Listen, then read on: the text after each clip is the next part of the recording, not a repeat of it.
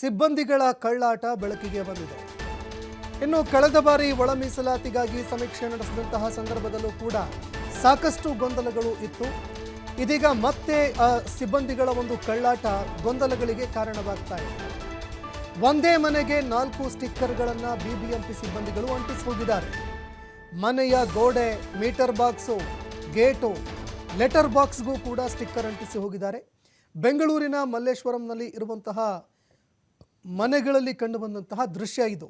ಸಮೀಕ್ಷೆ ಮಾಡುವಂತಹ ಸಂದರ್ಭದಲ್ಲಿ ಸಿಬ್ಬಂದಿಗಳು ಎಡವಟ್ಟು ಮಾಡಿದ್ದಾರೆ. ಪರಿಶಿಷ್ಟ ಜಾತಿ ಸಮೀಕ್ಷೆ ಸ್ಟಿಕ್ಕರ್ಗಳು ದಿಕ್ಕಾಪಾಲಾಗಿದ್ದಾವೆ, ಎಲ್ಲೆಲ್ಲೋ ಕಂಡು ಬರ್ತಾ ಇದ್ದಾವೆ. ಬಸವೇಶ್ವರ ನಗರದಲ್ಲಿ ದ್ವಿಚಕ್ರ ವಾಹನ ಬೈಕ್ ಮೇಲೂ ಕೂಡ ಸಮೀಕ್ಷೆಯ ಸ್ಟಿಕ್ಕರ್ ಅಂಟಿಸಿ ಹೋಗಿದ್ದಾರೆ ಅಧಿಕಾರಿಗಳು. ಹೀಗಾಗಿ ಸಾಕಷ್ಟು ಗೊಂದಲಗಳು ಈಗ ಮತ್ತೆ ಬೆಳಕಿಗೆ ಬರ್ತಾ ಇದೆ.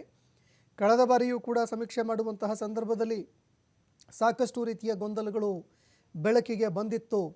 ಈಗ ಎಲ್ಲಿ ನೋಡಿದರಲ್ಲಿ ಸ್ಟಿಕ್ಕರ್ಗಳು ಕಂಡು ಬರ್ತಾ ಇರೋದರಿಂದಾಗಿ ಸಾಕಷ್ಟುಗಳು ಅನುಮಾನಕ್ಕೂ ಕೂಡ ಕಾರಣವಾಗ್ತಾ ಇದೆ. ಮತ್ತೊಂದೆಡೆ ಸಿಬ್ಬಂದಿಗಳ ಕಳ್ಳಾಟವೂ ಕೂಡ ಬೆಳಕಿಗೆ ಬರ್ತಾ ಇದೆ. ಅಂದರೆ ಅನೇಕರು ಆರೋಪ ಮಾಡ್ತಾ ಇದ್ದರು, ಮನೆಗೆ ಬಂದು ಮಾತನಾಡಿಸಿಲ್ಲ, ನಮ್ಮನ್ನು ಯಾರನ್ನೂ ಕೂಡ ಸಮೀಕ್ಷೆಗೆ ಒಳಪಡಿಸಿಲ್ಲ, ಆದರೆ ಮನೆ ಹೊರಗಡೆ ಸ್ಟಿಕ್ಕರ್ ಕಂಡು ಬಂದಿದೆ ಅಂತ ಅನೇಕರು ಆರೋಪ ಮಾಡಿದರು.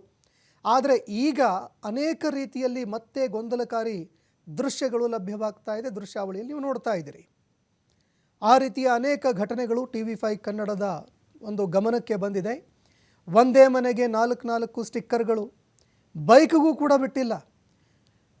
2 ವೀಲರ್ ಬೈಕ್ ಮೇಲೂ ಕೂಡ ಈ ಒಂದು ಸ್ಟಿಕ್ಕರ್ ಕಂಡು ಬಂದಿದೆ.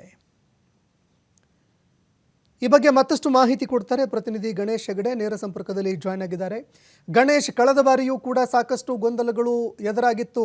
ಈಗಲೂ ಕೂಡ ಸರಿಯಾಗಿ ಮಾಡ್ತಾರೆ ಅನ್ನುವಂತಹ ಒಂದು ನಿರೀಕ್ಷೆ ಇಟ್ಕೊಂಡಿದ್ರೂ ಕೂಡ ಮತ್ತೆ ಈಗ ಸಮೀಕ್ಷೆ ಮಾಡುವಂತಹ ಸಂದರ್ಭದಲ್ಲಿ ಕೆಲವು ಗೊಂದಲಗಳು ಕೂಡ ಈಗ ಉಂಟಾಗ್ತಾ ಇದೆ. ಸಿಬ್ಬಂದಿಗಳು ಯಾವ ರೀತಿಯಾಗಿ ಕಳ್ಳಾಟವನ್ನು ಮಾಡ್ತಾ ಇದ್ದಾರೆ, ಅದೇ ರೀತಿಯಾಗಿ ಸಮೀಕ್ಷೆ ಯಾವ ರೀತಿಯಾಗಿ ನಡೀತಾ ಇದೆ, ಈ ಬಗ್ಗೆ ಮತ್ತಷ್ಟು ಮಾಹಿತಿ ಕೊಡೋದಾದರೆ.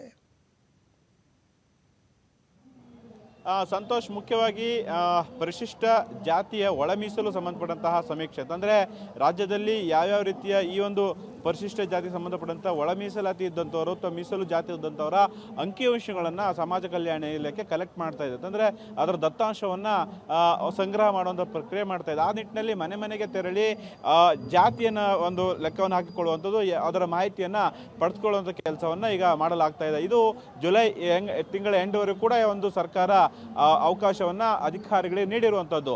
ಆ ಹಿನ್ನೆಲೆಯಲ್ಲಿ BBMP ಕೂಡ ಪ್ರತಿ ಮನೆಗಳಿಗೆ, ಅಂದರೆ ಪ್ರತಿ ವಾರ್ಡ್ನ, ಪ್ರತಿ ಬಡಾವಣೆಯ, ಪ್ರತಿ ಏರಿಯಾ, ಪ್ರತಿ ರಸ್ತೆ ಮನೆಗಳಿಗೂ ಕೂಡ ತೆರಳಿ ಸಮೀಕ್ಷೆಯನ್ನು ಮಾಡಬೇಕು ಅನ್ನುವಂತಹ ಆದೇಶ ಸರ್ಕಾರದಿದೆ. ಆದರೆ ಈ ಒಂದು ನೌಕರರು ಮತ್ತು ಸಿಬ್ಬಂದಿಗಳು ಏನಿರ್ತಾರೆ ಒಂದು ರೀತಿಯಲ್ಲಿ ಕಳ್ಳಾಟವನ್ನು ಆಡ್ತಾ ಇರುವಂಥದ್ದು. ಈಗಾಗಲೇ ಮೊದಲು ನಡೆದಂತಹ ಜೂನ್ ತಿಂಗಳಲ್ಲಿ ನಡೆದಂತಹ ಸಮೀಕ್ಷೆಯಲ್ಲಿ ಸರಿಸುಮಾರು 225 ವಾರ್ಡ್ಗೆ ಸರಿಸುಮಾರು 1.5 ಕೋಟಿ ಹಣವನ್ನು ಈಗ ಸಮೀಕ್ಷೆಗೋಸ್ಕರನೇ BBMP ವ್ಯಯವನ್ನು ಮಾಡಿದೆ.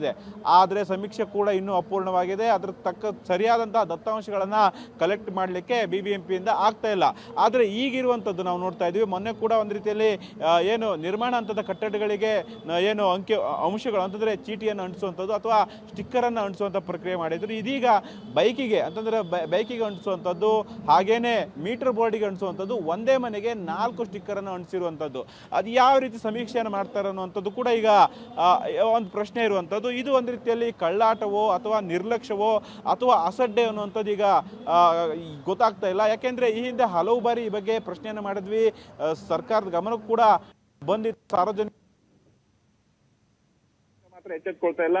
ಅದರಲ್ಲೂ ಪಾಲಿಕೆ ನೌಕರರು ಈಗಾಗಲೇ 8 ಮಂದಿಯನ್ನ ಈ ಒಂದು ಕರ್ತವ್ಯ ಲೋಪದ ಆರೋಪದ ಅಡಿಯಲ್ಲಿ ಏನು ಸಸ್ಪೆಂಡ್ ಕೂಡ ಈಗ ಮಾಡಲಾಗಿದೆ. ಅದರಿಂದಲೂ ಕೂಡ ಉಳಿದ ನೌಕರರು ಸಿಬ್ಬಂದಿಗಳು ಎಚ್ಚೆತ್ತುಕೊಳ್ಳದೆ ಕಳ್ಳಾಟವನ್ನು ನಡೆಸುವಂಥದ್ದು, ಈ ರೀತಿ ಒಂದು ಸಮೀಕ್ಷೆ ಸಂದರ್ಭದಲ್ಲಿ ನೆಪವನ್ನು ಒಂದು ರೀತಿಯಲ್ಲಿ ಕಾಟಾಚಾರಕ್ಕೆ ಮಲ್ಲೇಶ್ವರಂನಲ್ಲೂ ಕೂಡ ಈ ಒಂದು ಪ್ರಕರಣಗಳನ್ನು ನೋಡಬಹುದು. ಬಸವೇಶ್ವರ ನಗರದಲ್ಲಿ ಬೈಕಿಗೆ ಒಂದು ರೀತಿಯಲ್ಲಿ ಸ್ಟಿಕ್ಕರ್ ಅನ್ನು ಅಂಟಿಸುವಂಥದ್ದು, ಹಾಗೇನೆ ಮಲ್ಲೇಶ್ವರಂನಲ್ಲಿ ಮೀಟರ್ ಬೋರ್ಡಿಗೆ ಅದು ಒಂದೇ ಮನೆಗೆ 4 ಸ್ಟಿಕ್ಕರ್ ಅನ್ನು ಅಂಟಿಸಿರುವಂತಹ ಪ್ರಸಂಗ ಈಗ ಕಂಡು ಬಂದಿರುವಂಥದ್ದು. ಸಂತೋಷ್, ಧನ್ಯವಾದಗಳು ಗಣೇಶ್, ನಿಮ್ಮೆಲ್ಲ ಮಾಹಿತಿಗೆ.